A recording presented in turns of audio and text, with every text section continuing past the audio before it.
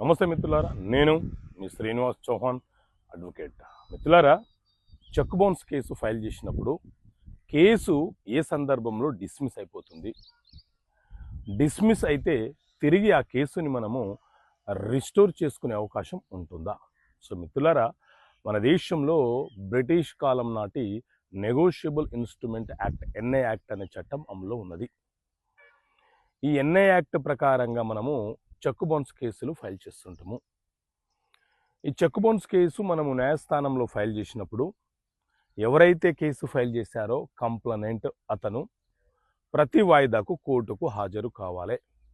అలాగే ఎవరి మీదైతే మనము కేసు ఫైల్ చేశామో వారిని అక్యూజ్డ్ అని పిలుస్తాము. వాళ్ళు కూడా ప్రతి వాయిదాకు కోర్టుకు హాజరు కావాలి. ఒకవేళ కంప్లైనెంట్ ఒక 2-3 వాయిదాలు ఆబ్సెంట్ పిటిషన్ వేయకుండా కోర్టుకు హాజరు కాకుండా నిర్లక్ష్యం వహిస్తే న్యాయస్థానము ఆ కేసుని డిస్మిస్ చేయవచ్చు.